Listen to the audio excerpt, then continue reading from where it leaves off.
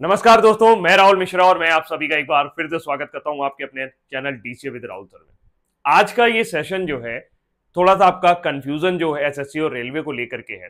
कई लोगों में अलग अलग तरह के कंफ्यूजन है कि उन्हें एसएससी की तैयारी करनी चाहिए कि नहीं करनी चाहिए, या फिर अगर वो रेलवे की तैयारी कर रहे थे तो क्या क्या चीजें उनके दिमाग में चल रही हैं। इस वीडियो में हम लोग वो सारी चीजें यहाँ पर डिस्कस करने वाले हैं। किन प्रश्नों को हम लोग यहाँ पर कवर करेंगे, इसलिए पूरा सारा का सारा वीडियो आपको जरूर देखना है ताकि आपके मन में जो जो भी डाउट है वो दूर हो जाए। वैसे मैंने जितने भी कोशिश की है कि जितने भी आपके डाउट है वो मैं दूर कर सकूं। सबसे पहला डाउट तो यही है कि सर एसएससी का कैलेंडर आउट हो गया है और एसएससी ने तो डेट भी अनाउंस कर दी कि कब एग्जाम लेगा और कौन सा एग्जाम लेगा।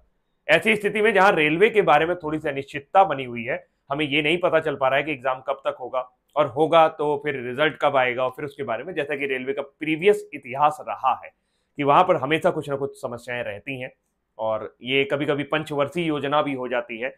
तो ऐसी दशा में हमें क्या करना चाहिए? कुछ लोग जो हैं वो ये सोच रहे हैं कि क्या उन्हें रेलवे की तैयारी बिल्कुल रोक देनी चाहिए, एसएससी की तैयारी पर फोकस कर लेना चाहिए, या फिर कुछ लोग सोच रहे हैं कि सर दोनों की तैयारी हम एक साथ कर सकते हैं क्या। कुछ ऐसा भी सोच रहे होंगे सर कि अभी रेलवे को एसएससी की तैयारी करने के चक्कर में ऐसा ना हो कि हमारा रेलवे वाला जो मामला है वो गड़बड़ा जाए, क्योंकि हम काफी समय से उसको रेडी कर रहे थे, काफी समय से उसके बारे में तैयारी कर रहे थे।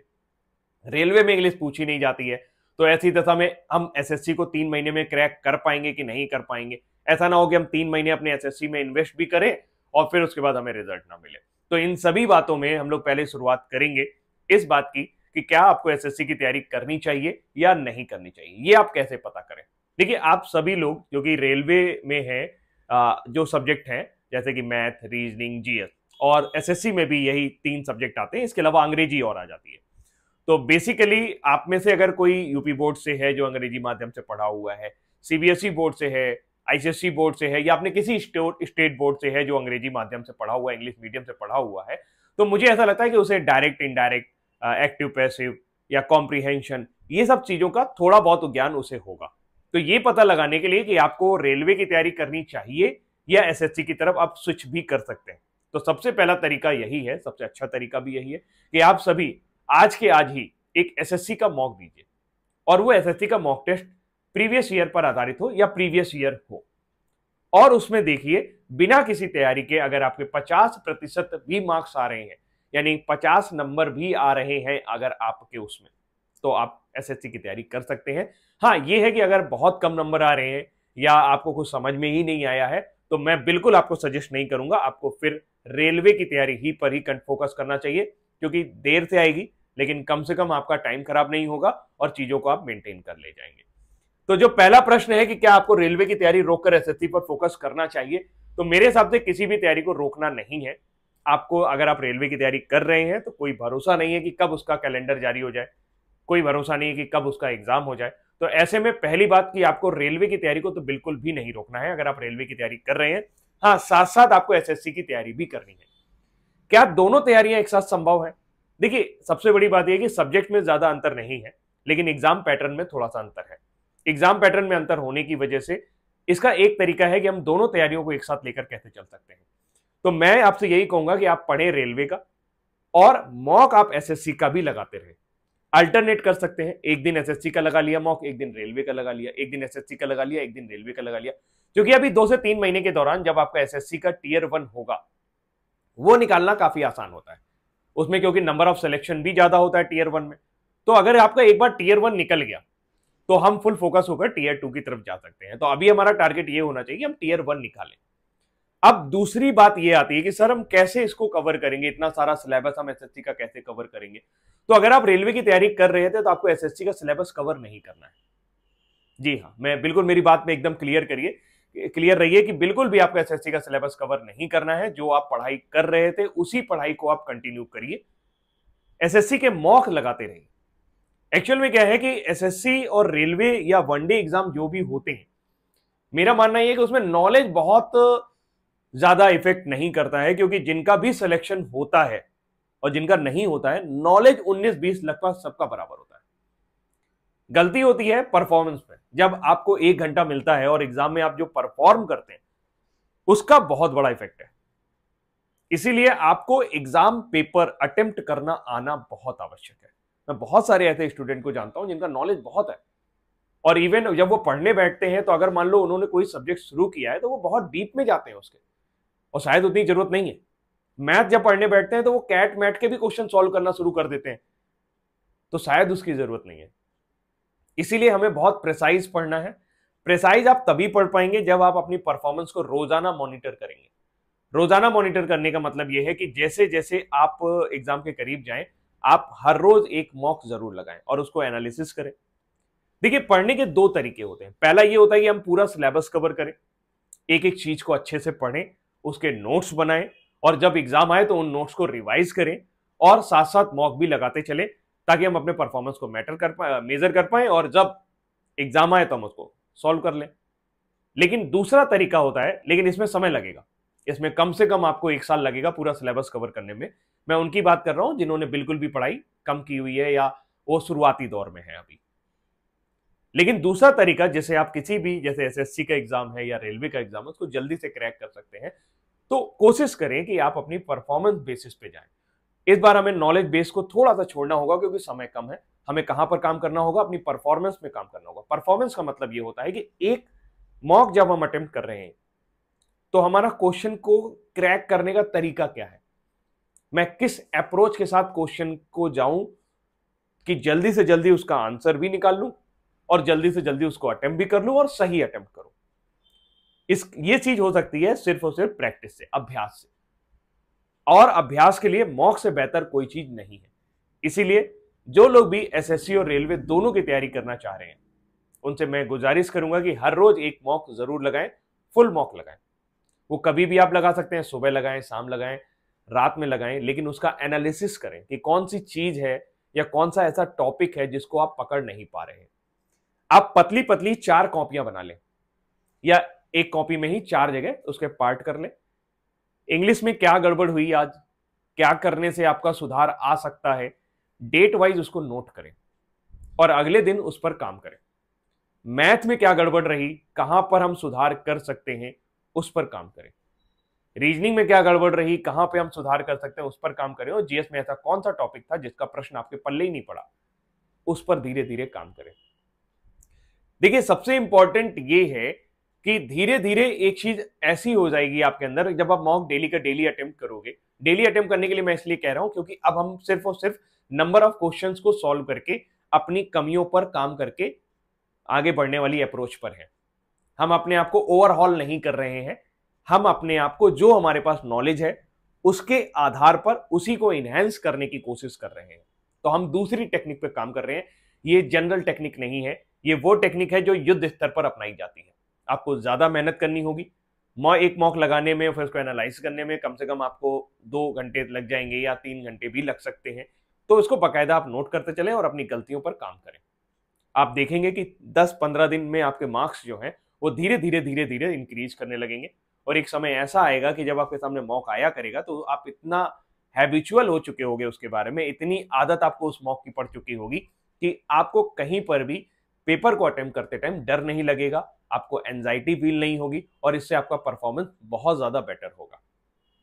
रही बात रेलवे की, जो आप तैयारी कर रहे थे उसको रोकना नहीं है, जो पढ़ाई आप कर रहे थे उसको लगातार करना है, साथ साथ आपको एसएससी के मॉक पर भी काम करते चलना है।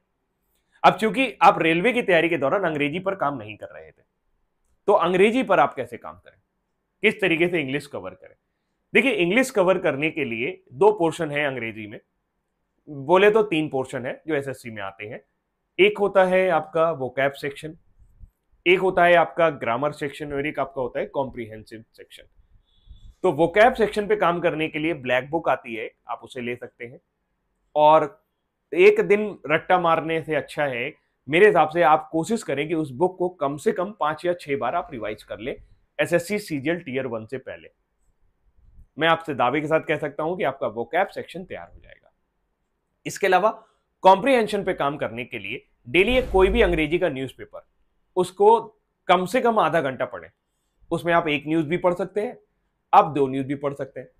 एक न्यूज के दौरान, या जो भी आपने न्यूज हेडलाइंस पढ़ी या जो भी उसका पूरा सार पढ़ा, उसमें जो शब्द आपको नहीं आए उनके बारे में पता करने की कोशिश करिए, उनको कॉम्प्रिहेंड करने की कोशिश करिए, उनका मतलब निकालने की कोशिश करिए। ऐसी स्थिति में अगर आप सीबीएसई बोर्ड से हैं, आईसीएसई बोर्ड से हैं, या अंग्रेजी माध्यम से हैं तो आपको ज्यादा दिक्कत नहीं होगी, लेकिन जो हिंदी माध्यम के विद्यार्थी हैं उनको थोड़ी बहुत दिक्कत हो सकती है, लेकिन काम करना पड़ेगा। अगर आप काम करेंगे तो निश्चित तौर पर ये व्यवस्था आपको कॉम्प्रिहेंशन में बहुत मदद करेगी। आधा घंटा हमने न्यूज पढ़ ली, आधा घंटा हमने मीनिंग लिख लिया, 1 घंटा अंग्रेजी रीडिंग पर देना आवश्यक है। इसके अलावा इंग्लिश का सेक्शनल मॉक भी अटेम्प्ट करें। ये उनके लिए है जो सिर्फ रेलवे की तैयारी कर रहे थे, बाकी बहुत सारे ऐसे बच्चे जो एसएससी की तैयारी कर रहे थे। तो सिर्फ और सिर्फ इंग्लिश का मॉक देना आवश्यक है और उसमें देखना है कि कम से कम आप 10 से 15 मिनट के अंदर उसको अटेम्प्ट कर पा रहे हैं कि नहीं कर पा रहे हैं। और धीरे धीरे अगर आपका टाइम ज्यादा लग रहा है तो उसको रिड्यूस करना है। 10 से 15-12 मिनट बहुत ज्यादा है, इसमें अंग्रेजी आपकी अटेम्प्ट हो जानी चाहिए। पिछले साल के पेपर देखेंगे तो आपको नजर आएगा कि अंग्रेजी काफी कठिन नहीं पूछी गई है। कुछ एक शिफ्ट को छोड़ दिया जाए तो बाकी सब कुछ ऐसा था जो किया जा सकता था। तो इस दशा में आप आगे बढ़ सकते हैं। रेलवे में थोड़ा सा साइंस ज्यादा पूछा जाता है, एसएससी में उतना साइंस नहीं पूछा जाता है। तो इस स्थिति में जब आप एसएससी के मॉक को अटेम्प्ट करेंगे तो आपको ऑटोमेटिकली कुछ समय बाद एक ज्ञान हो जाएगा कि नहीं, इसमें हमें इस तरह से पढ़ना है, इसमें हमें उस तरह से पढ़ना है। तो अगर आपको घबराहट महसूस हो रही है कि सर मैं जीएस कैसे कवर करूंगा, या रीजनिंग में कैसे कवर करूंगा, या मैथ में कैसे कवर करूंगा, तो सिंपल सी बात यह है कि पहले आप मॉक देना अटेम्प्ट करें। अगर आप मॉक देंगे, उनको लिखेंगे, तो 10 से 15 दिन के अंदर आपके पास एक प्लान अपने आप आ जाएगा कि कौन सी चीजें जो हैं जो आपके बस में नहीं आ रही हैं और कौन सी ऐसी चीजें जो आपके बस में आ रही हैं। तो अल्टीमेटली दोनों एग्जाम की तैयारी की जा सकती है, एक साथ की जा सकती है, टियर 1 निकाला जा सकता है और एसएससी 3 महीने में क्रैक किया जा सकता है। देखिए कभी कभी क्या होता है, आपने सुना होगा यूपीएससी पहले अटेम्प्ट में निकल गया, कभी कभी 4-4, 10-10 अटेम्प्ट में भी नहीं निकलना, मतलब 5 अटेम्प्ट से ज्यादा तो मिलते ही नहीं है, मतलब काफी अटेम्प्ट के बाद भी नहीं निकलना। तो ऐसी दशा क्यों होती है? देखिए हम जो 12वीं तक पढ़ाई करते हैं उसकी वजह से हमारे ज्ञान का एक स्तर है। जब एग्जाम हमारे उस ज्ञान के स्तर के आसपास होता है तब हम उसे पहले अटेम्प्ट में निकाल लेते हैं। लेकिन अगर आप एक ऐसी जगह से आए जहां आप नकल से पास होके आए, या फिर आपने कभी भी सीरियसली पढ़ाई नहीं की है लेकिन अब आप एक गवर्नमेंट जॉब चाहते हैं, तो आपको वो 12 साल की जो मेहनत है वो निश्चित तौर पर करनी पड़ेगी। और इसके लिए आपको ज्यादा पढ़ने की आवश्यकता होगी।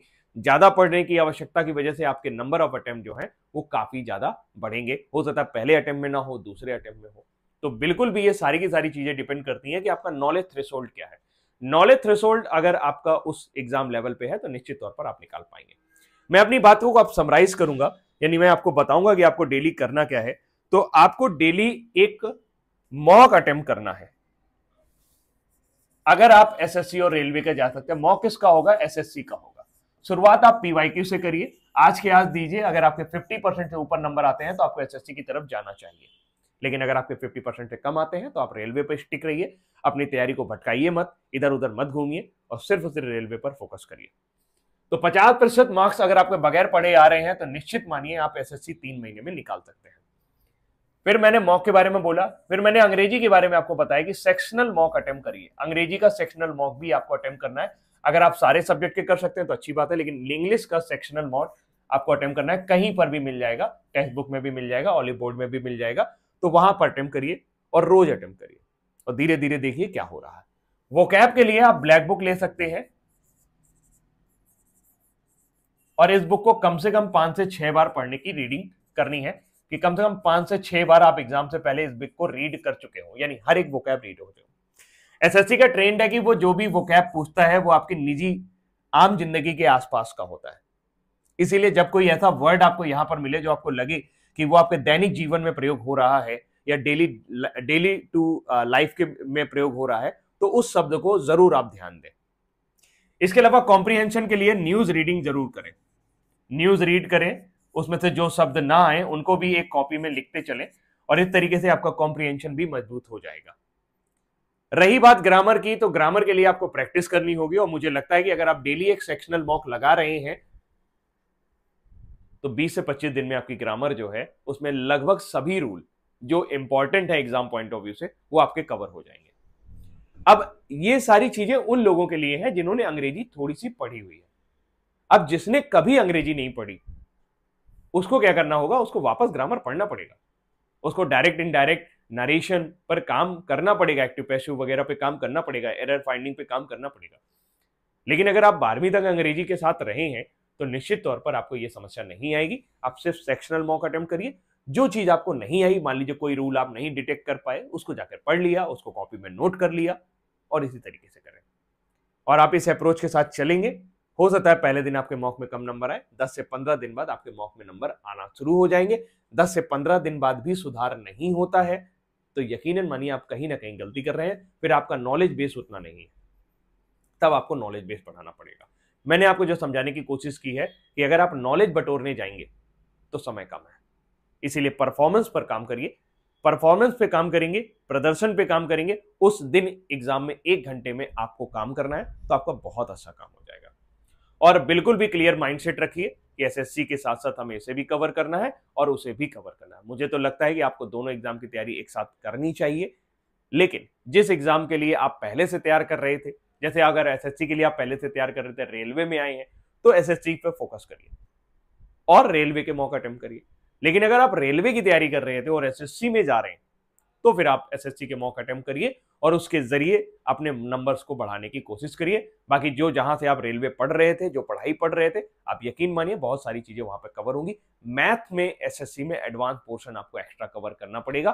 तो अगर आपको कोई टीचर अच्छा लगता है तो उसका बैच आप ज्वाइन कर सकते हो, या फिर अगर आपको लगता है मैथ आपका अच्छा है तो वहां से आप कर सकते हो। लेकिन ये मानो कि मैं 0 लेवल से शुरू करूंगा, अभी तक मैंने एसएससी को छुआ भी नहीं है और रेलवे भी मैंने नहीं छुआ है, मैं दोनों एग्जाम 3 महीने में निकाल लूं, तो वो आपकी मेहनत के ऊपर डिपेंड है, वो भी आप कर सकते हैं। मैंने आपको बताया कि आपको वो 12 साल की मेहनत फिर वो 3 महीने में करनी पड़ेगी। एक छोटा सा सुझाव मैं और आपको दूंगा कि अगर आप एसएससी का एग्जाम निकालने जा रहे हैं तो कुछ रिक्वायर्ड टाइम है। जैसे अगर आप मैथ्स करना चाहते हैं तो मैथ्स के लिए कम से कम 120 घंटे का प्रैक्टिस रिक्वायर्ड है। अगर आप रीजनिंग करना चाहते हैं तो रीजनिंग के लिए 70 से 80 घंटे का प्रैक्टिस रिक्वायर्ड है। अगर आप जीएस करना चाहते हैं तो जीएस में कम से कम 120 घंटे आपकी पढ़ाई होनी चाहिए, तब जाके आप Indian polity, Indian history, geography ये सब कवर कर सकते हैं। ये मैं आइडियल टाइम बता रहा हूं। और अंग्रेजी करने के लिए कम से कम आपको ओवरऑल देखा जाए तो 60 घंटे, 60 आवर्स अंग्रेजी के ग्रामर पोर्शन पे काम करना होगा। वो कैप के लिए तो कोई लिमिट ही नहीं है, जितना आप कर सके उतना बढ़िया है, क्योंकि वो क्या पूछेगा हम में से किसी को नहीं पता। तो यहां पर मैं ये वीडियो हो सकता है कि आपको क्लैरिटी दे गया हो। अगर 50% से ऊपर है देन गो फॉर एसएससी, नहीं है तो छोड़ दो, उसको मत करो, फिर बाद में ट्राई कर लेना फिर कभी, अभी समय नहीं है, फिर आप रेलवे पर ही स्टिक करो। और अगर आप थोड़ा सा भी पढ़े हुए हो, रेलवे की अच्छी से तैयारी कर रहे हो, तो 50% एसएससी में आपके बड़े आराम से आ जाएंगे। ध्यान रखें इसको पीवाईक्यू ही अटेम्प्ट करें, टेक्स्ट बुक और ऑली बोर्ड के जो ऑल इंडिया फ्री मॉक होते हैं उनको मत अटेम्प्ट करें, क्योंकि उनका लेवल जो है वो पीवाईक्यू से अलग होता है। ठीक, उम्मीद करता हूं कि आपको क्लैरिटी मिल गई होगी। फिर भी अगर आपको कोई डाउट रहता है, आपको दिमाग में नहीं है, परेशानी हो रही है, देन टेक माई नंबर। ये मेरा नंबर है 9506। सुबह 10 बजे से दोपहर 12 बजे के बीच में आप मुझे कॉल कर सकते हो और मुझसे पूछ सकते हो कि किस तरीके से हम इसको तैयारी को लेकर जाए। ठीक, फिर मेरी बात लास्ट चलते चलते, नॉलेज पर काम करेंगे तो समय ज्यादा लगेगा, इसीलिए कोशिश करें कि जो आपने पढ़ा हुआ है, जो आप पढ़ रहे हैं, उसी पर अच्छा करें, वो चीजें गलत ना हो। आप यकीन मानिए आपका सिलेक्शन हो जाएगा, क्योंकि सब कुछ पढ़ने से सिलेक्शन नहीं होता है, सब कुछ सही करने से सिलेक्शन होता है। तैयारी के फील्ड में, गवर्नमेंट जॉब के एग्जाम की प्रिपरेशन में ये मायने नहीं रखता है कि आपने कितना पढ़ा है। आपने दूसरों से ज्यादा और अच्छा पढ़ा है तो आपका सिलेक्शन हो जाएगा।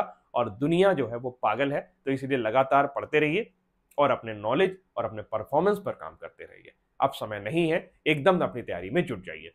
फिर भी अगर आप रीजनिंग को लेकर के थोड़ा बहुत भी परेशान है तो आपको परेशान होने की जरूरत नहीं है। एसएससी के लिए एक प्रॉपर बैच प्रैक्टिस का चालू हो चुका है, जिसकी क्लासेस मंडे से शुरू हो गई हैं, मंडे शुरू हो जाएंगी। 9 PM पर ये class daily Monday to Friday चलता है। ये बैच आप डीसी ऐप पर जाकर ज्वाइन कर सकते हैं। इसमें मैं आपको एसएससी, मैं आपको गारंटी देता हूं कि आप सिर्फ ये क्लास कर ले, इसके बाद जो पीडीएफ मिलती है उसको सॉल्व कर ले, आपका एसएससी में रीजनिंग में 25 आउट ऑफ 25 सही होंगे। एक आध क्वेश्चन की मैं बात नहीं करता कि अगर वो ऊपर नीचे आपकी गलती से गलत हो जाए तो हो जाए, अदरवाइज आपने उसका कंसेप्ट जरूर पढ़ा होगा, आपने उसके बारे में जरूर जाना होगा कि ये क्वेश्चन कैसे किया जा सकता है। और चाहे कोई भी एजेंसी पेपर बनाए, इस बात के लिए मैं आपको श्योर करता हूं कि निश्चित तौर पर यह बैच आपको बहुत फायदा पहुंचाएगा। इस वीडियो को और लोगों तक शेयर करिएगा। अभी के लिए इतना ही रखते हैं। Thank you so much, bye bye, take care.